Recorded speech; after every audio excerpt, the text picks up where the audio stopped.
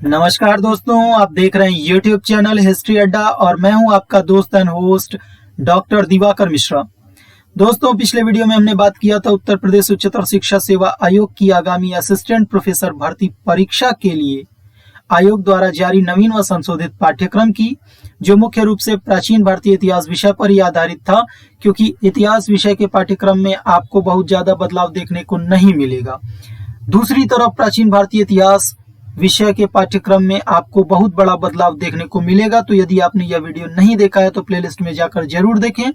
साथ ही साथ इस वीडियो के डिस्क्रिप्शन बॉक्स में दिए गए लिंक से आप नए सिलेबस को पीडीएफ में डाउनलोड भी कर सकते हैं।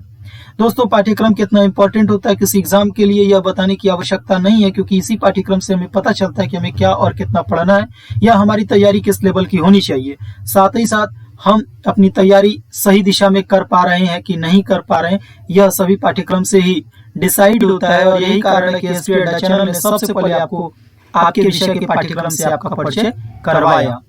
दूसरे स्टेप में हम बात करने वाले हैं, यदि आपने अपना टारगेट सेट कर लिया है यूपीएचसीएससी असिस्टेंट प्रोफेसर 2021, तो आपके मन में तमाम तरह के सवाल उठ रहे होंगे कि प्रश्न किस टाइप्स के आएंगे इस एग्जाम में, नेचर क्या होगा, लेवल क्या होगा। इन सभी जिज्ञासाओं के लिए आपको देखना पड़ेगा ओल्ड क्वेश्चन पेपर। तो आज का यह वीडियो आधारित है ओल्ड क्वेश्चन पेपर पर ही।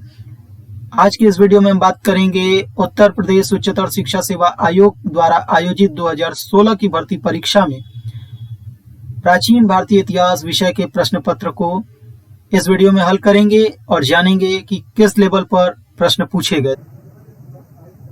तो दोस्तों, आपके स्क्रीन पर दिख रहा है उत्तर प्रदेश उच्चतर शिक्षा सेवा आयोग द्वारा आयोजित वर्ष 2016 की असिस्टेंट प्रोफेसर भर्ती परीक्षा का प्राचीन भारतीय इतिहास विषय का प्रश्न पत्र। चलिए करते हैं पहले प्रश्न को हल। देखिए, पहला प्रश्न पूछा हुआ है, बुर्जहोम किस प्रागैतिहासिक संस्कृति का केंद्र है? तो आप सभी जानते ही हैं कि बुर्जहोम का संबंध नवपाषाण काल से है और कश्मीर की नवपाषाणिक संस्कृति के दो प्रमुख पुरास्थल माने जाते हैं, बुर्जहोम और गुफ कराल, जहां से हमें गर्तावास के काफी महत्वपूर्ण साक्ष्य उपलब्ध होते हैं। डी विकल्प सही है।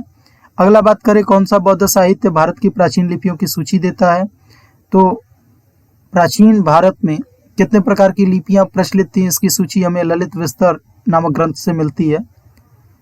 कुल 64 प्रकार की लिपियों का उल्लेख यह ग्रंथ करता है, का यह याद रखिएगा। आगे है, भट्टीप्रोलु अभिलेख किस धातु से निर्मित था? तो भट्टीप्रोलु मूलतः आंध्र प्रदेश के गुंटूर जिले में स्थित एक पुरास्थल है।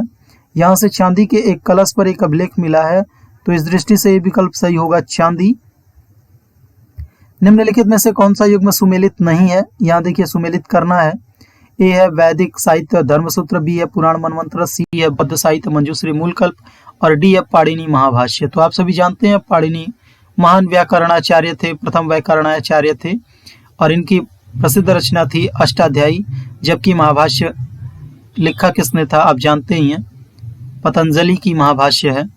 आगे बात करें तो निम्नलिखित में से कौन सा ग्रीक वृत्तांत सिकंदर से पूर्ववर्ती है, अर्थात कौन सा राइटर सिकंदर के पहले का है जिसने भारत विषयक विवरण दिया है? तो स्ट्रैबो प्लिनी बाद के हैं, नियार्कस सिकंदर का समकालीन ही था, जबकि टेसियस सिकंदर का पूर्ववर्ती ग्रीक लेखक था। डी विकल्प सही है, यह वास्तव में एक वैद्य था। आगे बात करें तो मुर्जुल जुहाब का लेखक कौन था? तो मुर्जुल जुहाब का लेखक अल मसूदी था, जो आपके राजपूत काल में भारत की यात्रा पर आया था। नेक्स्ट देखें, निम्नलिखित में से कौन सा उपकरण हस्तपरशु का प्रकार नहीं है, अर्थात हैंडेक्स का प्रकार नहीं है? हालांकि आयोग ने इस तरह का प्रश्न डिलीट करा दिया है, विकल्प में कुछ डाउटफुल विकल्प दिए गए थे। तो प्रागैतिहासिक काल से जुड़ा हुआ दूसरा प्रश्न देखें, बसुली छेनी छेदी वाला गोल पत्थर के संस्कृति के केंद्र हैं? तो बसुनी छेनी और इस तरह के गोफन या गोल छेद वाले पत्थर हमको नवपाषाण काल में दिखलाई पड़ते हैं। यह वह काल था जब कृषि का प्रारंभ हो चुका था, तो इस प्रकार के आपको उपकरण दिखलाई पड़ने लगते हैं। इस विषय पर काफी विस्तार से हमने अपने वीडियो में बताया है, तो स्टोन एज वाले प्लेलिस्ट में जाइए और इस तरह के वीडियोस देख करके अपने ज्ञान को मजबूत बनाइए। आगे बात करें तो निम्नलिखित में से कौन सा उत्तर प्रदेश का स्थल सिंधु सभ्यता का केंद्र नहीं है? विकल्प में देखें तो हुलास, सोथी और आलमगीरपुर तथा कुलडेवा दिए हुए हैं। आप सभी जानते हैं कुलडेवा का संबंध सिंधु घाटी सभ्यता से नहीं है। सिंधु घाटी सभ्यता की पूर्वी सीमा आलमगीरपुर मानी जाती है, जो मेरठ में स्थित है, जबकि कुलडीवा का संबंध नवपाषाण काल से था। ये इलाहाबाद के समीप एक पूरा स्थल और यहाँ से आप जानते हैं धान की खेती के प्राचीनतम साक्ष्य उपलब्ध होते हैं। हालांकि वर्तमान समय में धान की प्राचीनतम खेती के साक्ष्य हमको लहुरा देवा नामक पूरा स्थल से उपलब्ध हुए हैं, जो 6वीं-7वीं शताब्दी ईसा पूर्व के हैं। आगे बात करें सिंधु सभ्यता के किस उत्खनन स्थल से घोड़े के अवशेष प्राप्त हुए हैं। काफी कॉमन क्वेश्चन है, कई बार विभिन्न परीक्षाओं में पूछा गया है। सुरकोटदा से हमको घोड़े के अवशेष प्राप्त होते हैं। आगे बात करें तो किस क्षेत्र को भारतीय प्रागैतिहास का टेक्स्ट बुक कहा जाता है। यह प्रश्न अपने आप में काफी कठिन भी है और 2 प्रश्नों का एक प्रश्न है। यहाँ पूछा गया है कि किस क्षेत्र को भारतीय प्रागैतिहास का टेक्स्ट बुक कहा गया है, तो बेलन नदी की घाटी को ही टेक्स्ट बुक ऑफ इंडियन प्रीहिस्ट्री माना जाता है, क्योंकि यहाँ से संपूर्ण पाषाण काल का अनुक्रम ज्ञात होता है और यही कारण है कि इसके महत्व को देखते हुए HD सांकालिया महोदय ने इसे टेक्स्ट बुक ऑफ इंडियन प्रीहिस्ट्री का नाम दिया है। तो यह जान ले कि किस क्षेत्र को कहा जाता है, साथ ही यह भी जान लें कि इस क्षेत्र को इस तरह का संबोधन किसने किया था। HD सांकालिया महोदय ने किया था। आगे बात करें निम्नलिखित में से कौन सा कारण 6ठी शताब्दी ईसा पूर्व में नगरों के उदय के लिए उत्तरदायी नहीं था। तो नगरीकरण के लिए जो प्रमुख कारक होते हैं उसमें आप जानते ही हैं कि फूड प्रोडक्शन, तो चावल की खेती, लौह उपकरणों का प्रयोग, जानते हैं आयरन टेक्नोलॉजी किसी भी शहर के लिए काफी महत्वपूर्ण है। व्यापारिक गतिविधियां भी होना अनिवार्य है, जबकि सिंधु में बाढ़ ये नगरों के उदय का कारण नहीं था 6ठी शताब्दी ईसा पूर्व में। तो डी विकल्प सही होगा, सिंधु में बाढ़। आगे बात करें तो अरबों का सिंधु विजय का उल्लेख किस ग्रंथ में मिलता है। तो आप सभी जानते हैं कि सिंधु विजय का उल्लेख हमें चचनामा में मिलता है और चचनामा के लेखक अज्ञात हैं। नेक्स्ट देखिए, निम्नलिखित में से कौन से वैदिक देवता का उल्लेख बागजकोई अभिलेख में प्राप्त नहीं होता। तो बागजकोई अभिलेख काफी महत्वपूर्ण अभिलेख है, क्योंकि इसी अभिलेख में हमको कुछ वैदिक कालीन देवताओं के नाम मिलते हैं, तो जिनमें इंद्र, मित्र, वरुण 4 देवताओं के उल्लेख मिलते हैं, जबकि मरुत देवता का उल्लेख नहीं मिलता। बी विकल्प सही होगा। आगे बात करें निम्नलिखित में से कौन सी शाखा सामवेद की शाखा नहीं है। तो जो 4 वेद होते हैं, ऋग्वेद, यजुर्वेद, सामवेद और अथर्ववेद, उनकी विभिन्न शाखाएं हैं, जिसमें सामवेद की शाखा कौतुम, रायणायनी और जैमिनीय शाखा है, जबकि कौशितकीय शाखा सामवेद की नहीं है। नेक्स्ट है, निम्नलिखित में से कौन सा युग में सुमेलित नहीं है। यहाँ देखिए, सुमेलित करना है वैदिक कालीन कुछ अधिकारियों को उनके कार्यों से जोड़ करके बताया गया है। तो संग्राहित एक प्रकार से कोषाध्यक्ष था। भागदूत राज्य कर वसूलने वाला अधिकारी था, जबकि दूत को वैदिक काल में पालागल कहा जाता था। जबकि बवाता का चारण से कोई संबंध नहीं है। डी विकल्प आपका सही होगा। लेकिन इस प्रश्न को लेवल के हिसाब से देखिए तो थोड़ा सा ऊपर में है, इस तरह सुमेलित करना आसान नहीं होता जब आप पढ़े ना हो तो। The Arctic home in the Vedas के लेखक कौन है। तो आप बीजी तिलक को भारतीय राष्ट्रीय आंदोलन के संदर्भ में पढ़ते ही होंगे। उन्होंने न केवल आधुनिक भारत में बल्कि प्राचीन भारत में भी अपना योगदान दिया और आर्यों की उत्पत्ति सुलझाने का प्रयास किया अपने ग्रंथ the Arctic home in the Vedas में। और उन्होंने माना कि आर्यों का मूल स्थान आर्कटिक महाद्वीप था। बी विकल्प सही होगा। नेक्स्ट है, उपनिषदों की विषय वस्तु क्या है। तो उपनिषदों का जो मेन थीम है, विषय वस्तु है, वो सत्य की खोज है। दार्शनिक विचार इस प्रकार के ग्रंथों में आप पाते हैं, जबकि वैदिक देवताओं की स्तुति ऋग्वेद में मिलता है। काला जादू जैसी चीजें, जादू टोना, भूत प्रेत जैसी चीजें आपको अथर्ववेद में देखने को मिलेंगी, जबकि संगीत का संबंध सामवेद से है।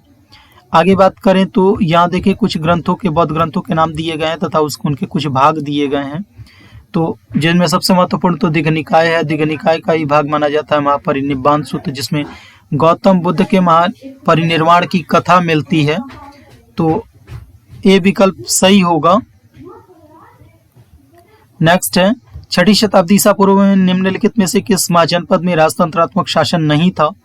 तो 6ठी शताब्दी ईसा पूर्व यानी महाजनपद काल में कुल 16 प्रकार के जनपदों का अस्तित्व हम पाते हैं, जिनमें कोसल, अवंती, मगध तथा वज्जी थे ही। लेकिन वज्जियों का शासन राजतंत्रात्मक न होकर के गणतंत्रात्मक था और ये विभिन्न गणों का एक समूह बना करके रहा करते थे। तो बी विकल्प सही है, वज्जी। आगे बात करें तो निम्नलिखित में से कौन सा साक्ष्य मौर्य काल के इतिहास के ज्ञान का साक्ष्य नहीं है। तो आप सभी जानते ही हैं कि मौर्य काल में अशोक के अभिलेख काफी महत्वपूर्ण साक्ष्य माने जाते हैं। साथ ही साथ यूनानी लेखकों के विवरण में मेगास्थनीज महत्वपूर्ण है, जबकि कौटिल्य का अर्थशास्त्र भी मौर्यकालीन रचना मानी जाती है।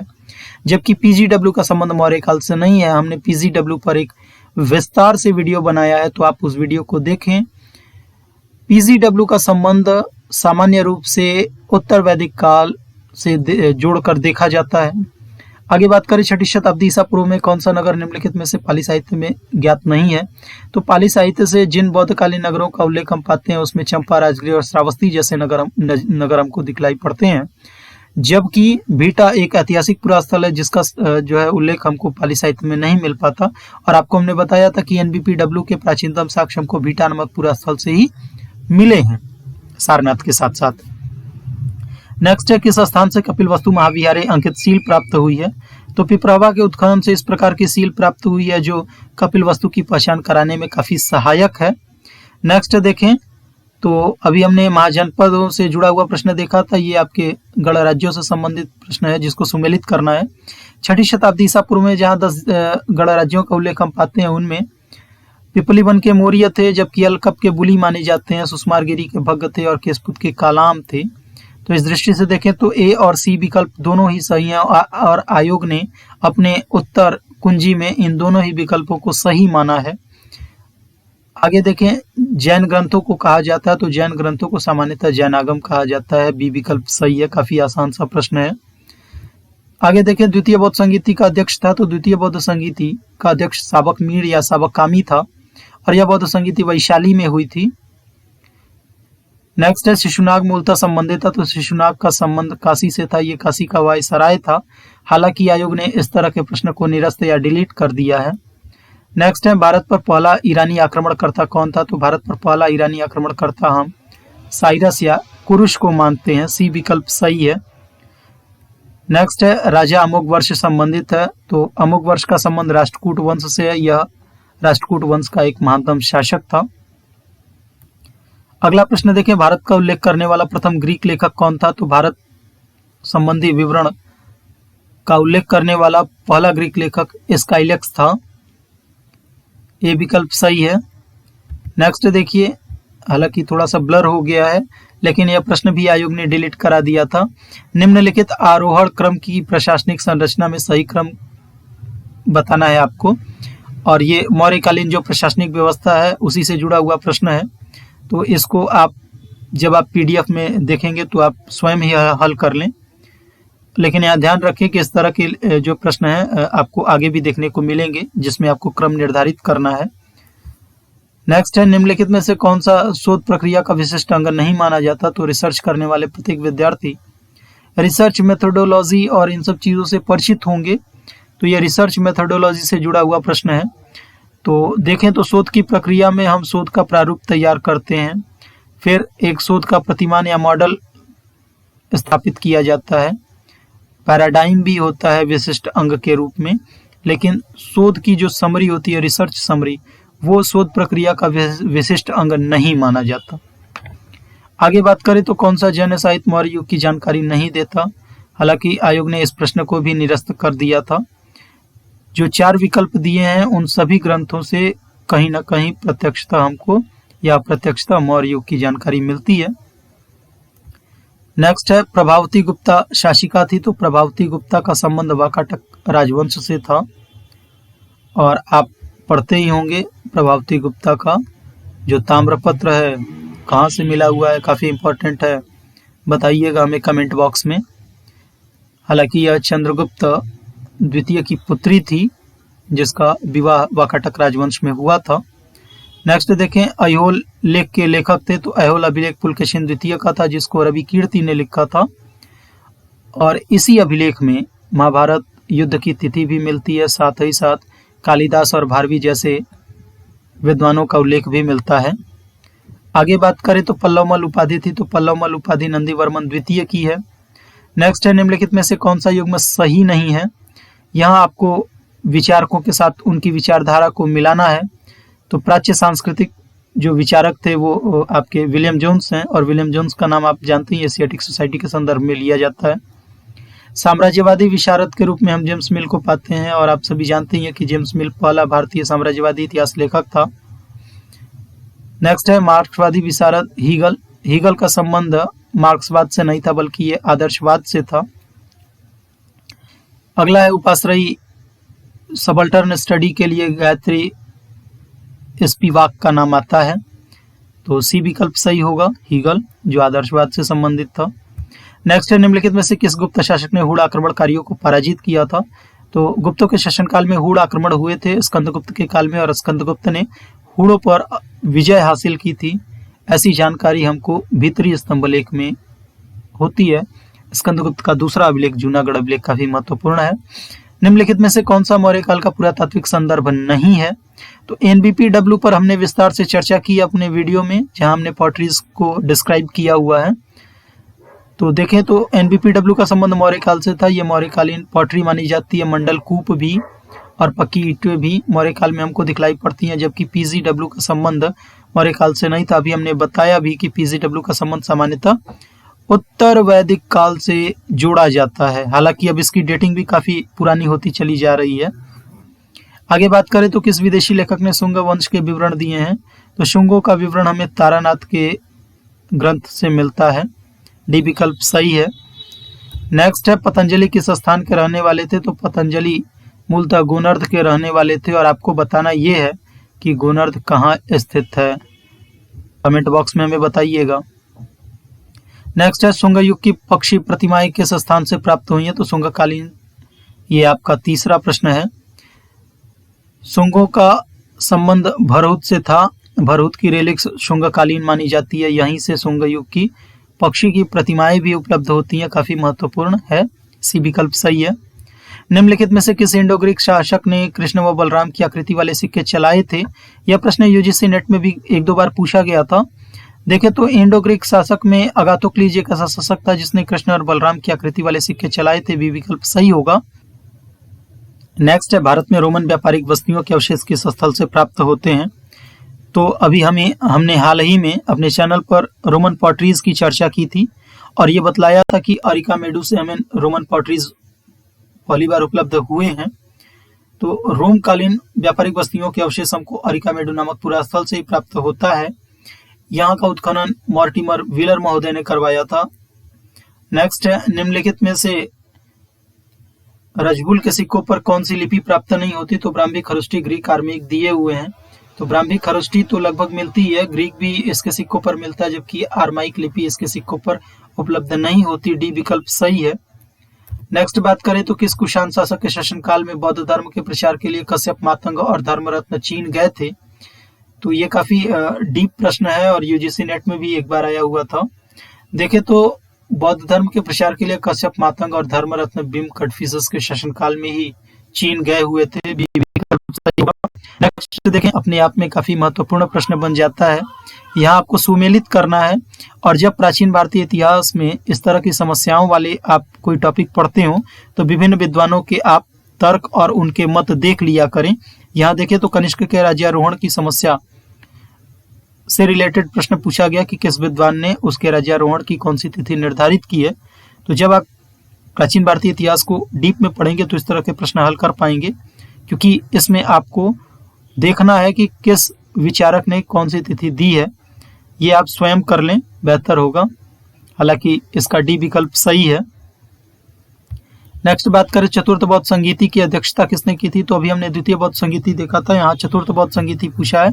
यह कनिष्क के शासनकाल में कश्मीर के कुंडलवन में हुआ था और यहाँ अध्यक्षता किया था वसुमित्र ने, जबकि अश्वघोष को उपाध्यक्ष बनाया गया था।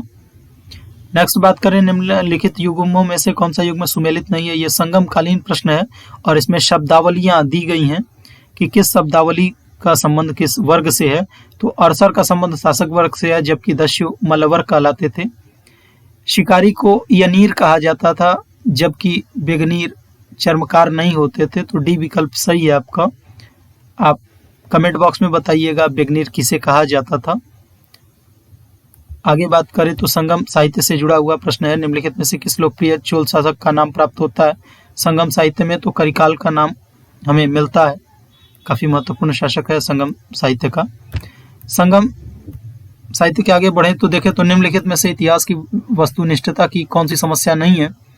तो इतिहास के विद्यार्थियों को हिस्टोरियोग्राफी पढ़ाते समय यह बतलाया जाता है कि इतिहास में वस्तुनिष्ठता का होना बहुत जरूरी है, क्योंकि जब आप इतिहास लिख रहे होते हैं और आपने पक्षपात करके लिखा तो वो इतिहास सही नहीं माना जाता। इसी प्रकार यदि आपकी व्यक्तिगत आस्था किसी विचार से या किसी विचारक से है और आप उसी दृष्टि से आप इतिहास लेखन कर रहे हैं तो भी गलत माना जाता है, उसमें वस्तुनिष्ठता नहीं आ पाती। इसी प्रकार से समय की मांग को देखते हुए भी इतिहास लेखन नहीं किया जाना चाहिए। तो ए, बी और सी तीनों ही वस्तुनिष्ठता की समस्याएं हैं। इस प्रकार से डी विकल्प आपका सही होगा, उपरोक्त में से कोई नहीं। आगे बात करें तो काल एवं भूगोल इतिहास के नेत्र हैं, यह किसने कहा था? तो काफी महत्वपूर्ण यह भी प्रश्न है अपने आप में और कथन से जुड़ा हुआ है। काल व भूगोल इतिहास के नेत्र हैं, ऐसा जॉनसन का कहना था। और हमने अपने इतिहास एक परिचय वाले वीडियो में इस तरह के कोटेशंस आपको ढेर सारे देखने को मिलेंगे, तो आप उस वीडियो को जरूर देखें। इतिहास एक परिचय, जो संपूर्ण इतिहास दर्शन का निचोड़ है। आगे बात करें तो पेरिप्लस दक्षिण भारत के किस नगर को सूती वस्त्र व्यवसाय का केंद्र बताता है? तो पेरिप्लस ऑफ द एरिथ्रियन सी प्रथम शताब्दी ईस्वी में काफी महत्वपूर्ण जानकारियां देता है और ये बताता है कि उरैयूर उस काल में सूती वस्त्र व्यवसाय का केंद्र था। आगे बात करें तो सातवाहन काल के किस स्थल से हमें लोहार के दुकान के अवशेष प्राप्त हुए हैं? तो लोहार की दुकान के अवशेष जो सातवाहन कालीन से संबंध रखते हैं, ये करीमनगर से उपलब्ध हुए हैं। काफी महत्वपूर्ण यह भी प्रश्न है। नेक्स्ट है अजंता की गुफाएं स्थित हैं, तो काफी सामान्य सा यह प्रश्न है। अजंता की गुफाएं महाराष्ट्र में स्थित हैं और ये इन गुफाओं का संबंध बौद्ध धर्म से है। यहाँ कुल 29 गुफाएं मिलती हैं। नेक्स्ट है ऐतिहासिक शोध निर्मित होता है, ये देखिए आपका रिसर्च मेथोडोलॉजी से ही जुड़ा हुआ है। हिस्टोरिकल रिसर्च बनाया जाता है जब आप नए डेटाज को कलेक्ट करते हैं, एकत्रित करते हैं, या किसी पुराने डेटा की आप नई तरीके से इंटरप्रिटेशन या व्याख्या करते हैं। इस दृष्टि से देखें तो ए और बी दोनों विकल्प सही होगा आपका। आगे देखिए यह भी आपका अनुक्रम बनाने का है। यहाँ पर वाकाटक राजवंश के कुछ शासकों का अनुक्रम बनाना है कि पहले, दूसरे, तीसरे, चौथे क्रम पर कौन था। तो आप जानते ही हैं कि वाकाटक राजवंश का संस्थापक विंध्य शक्ति था। विंध्य शक्ति के पश्चात प्रवरसेन प्रथम, फिर रुद्रसेन प्रथम और पृथ्वीसेन प्रथम, ऐसा करके क्रम बनता है। तो यह भी काफी महत्वपूर्ण प्रश्न है और जब आप प्राचीन इतिहास पढ़ रहे हो तो किसी भी राजवंश के शासकों का क्रम जरूर याद रखें। नेक्स्ट है निम्नलिखित में से कौन सा गुप्त राजाओं का सामंत नहीं था? तो गुप्तों के समय में ही हमें सामंतवाद जैसी चीज दिखलाई पड़ती है। गुप्तों के सामंत के रूप में हम उस काल में परिव्राजक, वर्मन और उच्चकल्प राजाओं को देखते हैं, जबकि सेंद्रक का संबंध गुप्त राजाओं से नहीं था, वे उनके सामंत नहीं माने जाते। नेक्स्ट है किस स्मृतिकार ने स्त्री को उसका दाय भाग देने का उल्लेख किया है? तो सामाजिक व्यवस्था से जुड़ा हुआ प्रश्न है और गौतम ने स्त्री को उसका दाय भाग देने का उल्लेख किया है। डी विकल्प सही है। नेक्स्ट देखिए प्राचीन भारत में विज्ञापन का सर्वप्रथम उदाहरण कौन सा था? तो विज्ञापन का हमें सर्वप्रथम उदाहरण मिलता है कुमारगुप्त के मंदसौर अभिलेख में। ए विकल्प सही है। नेक्स्ट है निम्नलिखित पुराणों में से किस पुराण में विष्णु अवतारों की सूची में कृष्ण के स्थान पर बुद्ध को स्थान दिया गया था? तो ये काफी कंफ्यूजन क्रिएट करने वाला प्रश्न है। जब हम विष्णु के अवतार पढ़ते हैं तो वहां कृष्ण का उल्लेख मिलता है, लेकिन मत्स्य पुराण में हमको कृष्ण के स्थान पर बुद्ध को बतलाया गया है। तो आपका ए विकल्प सही होगा, मत्स्य पुराण। नेक्स्ट है मुगलाजपुरम के चित्र किस वंश से संबंधित हैं? मुगलाजपुरम के चित्र विष्णुकुंडिन राजवंश से संबंधित हैं और इस तरह के प्रश्न आपको किताबों में नहीं देखने को मिलेंगे, लेकिन पप्पू सिंह प्रजापत की किताब जब आप पढ़ेंगे तो इस प्रश्न का उत्तर आप वहां देख पाते हैं। मुगलाजपुरम का चित्र विष्णुकुंडिन वंश से संबंधित है। हालांकि आयोग ने बी और डी दोनों विकल्पों को सही माना है, यानी पल्लवों से भी इनका संबंध जोड़ा जाता है। नेक्स्ट है शिव की प्राचीनतम लिंगोद्भव मूर्ति किस स्थान पर प्राप्त होती है? तो शिव की इस तरह की मूर्ति आपको गुड्डीमल्लम नामक पूरा स्थल से उपलब्ध हुई है। सी विकल्प सही है। नेक्स्ट है रानी रुद्रम्मा के वंश की पहचान कीजिए। तो रानी रुद्रम्मा का संबंध वारंगल के काकतीय राजवंश से था। नेक्स्ट है निम्नलिखित में से चोल राजवंश का राजस्व अधिकारी कौन था? काफी महत्वपूर्ण प्रश्न है क्योंकि यूजीसी नेट के साथ साथ अन्य परीक्षाओं में भी आया हुआ यह प्रश्न है। एक राजस्व अधिकारी मिलता है जो चोल राजवंश में टैक्स कलेक्ट करने का काम करता था। नेक्स्ट बात करें तो यहाँ देखिए आपको सूची मिलान करने को, यह भी प्रश्न यूजीसी नेट में पूछा गया प्रश्न है, अर्थात यूजीसी नेट से भी इस तरह के प्रश्न बनाए गए थे। इसीलिए हमने कहा कि यूजीसी नेट की प्रिपरेशन करने वाले लोगों के लिए तो इस तरह के परीक्षाओं को तो देते समय ध्यान रखना ही चाहिए। तो बात करें तो देखिए नागर, द्रविड़, चालुक्य और विदेशी इस तरह के जो मंदिरों की शैलियां हैं और उसी आधार पर आपको मिलान करना है। तो ये आप पर छोड़ देते हैं, आप स्वयं मिलान कर लें। नेक्स्ट है, निम्नलिखित में से किस लेखक ने पुलकेशिन द्वितीय एवं खुसरो के बीच संबंधों की जानकारी दी है? तो पुलकेशिन द्वितीय और खुसरो के बीच के संबंध की जानकारी हमको तबरी से मिलती है, तबरी नामक लेखक से मिलती है। फिर देखें, निम्नलिखित में से कौन सा चीनी साक्ष्य हर्ष के इतिहास का साक्ष्य नहीं है? ये भी काफी महत्वपूर्ण और डीप में पूछा गया प्रश्न है। हम सभी जानते हैं कि हर्ष के शासनकाल में जो विदेशी यात्री आया था वेन्सा, उसके अलावा हमें एत्सिंग से भी जानकारी मिलती है। लेकिन यहाँ पर जो ग्रंथ के नाम दिए हुए हैं तो देखें, एक ग्रंथ है फोगु ओजी करके, वह हर्ष के इतिहास पर प्रकाश नहीं डालता। नेक्स्ट है, निम्नलिखित में से कौन सा युग्म सुमेलित नहीं है? तो यहाँ देखें, ये दक्षिण पूर्व एशिया से जुड़ा हुआ प्रश्न है। चंपा, अनाम, सुमात्रा, श्री विजय, श्याम, श्री क्षेत्र, कंबोडिया, यशोधरपुर, इसमें सी विकल्प आपका सही होगा, श्याम श्री क्षेत्र। नेक्स्ट और आखिरी आज का प्रश्न है, सर्वप्रथम किसने इतिहास के शैक्षणिक पहलू पर बल दिया था? तो हेरोडोटस ने इतिहास के शैक्षणिक पहलू पर सर्वप्रथम बल दिया था। और जैसा हमने कहा कि हमारे पहले वीडियो यानी इतिहास एक परिचय को आप जरूर देखें, इस तरह के प्रश्नों के उत्तर आप आसानी से पाएंगे। तो ऊपर आई बटन पर क्लिक करके इस वीडियो के बाद आप उस वीडियो को देखें। मिलते हैं अगले वीडियो में जो आधारित होगा कि आप अपनी प्रिपरेशन किन किताबों से करें। तब तक आप सभी को धन्यवाद।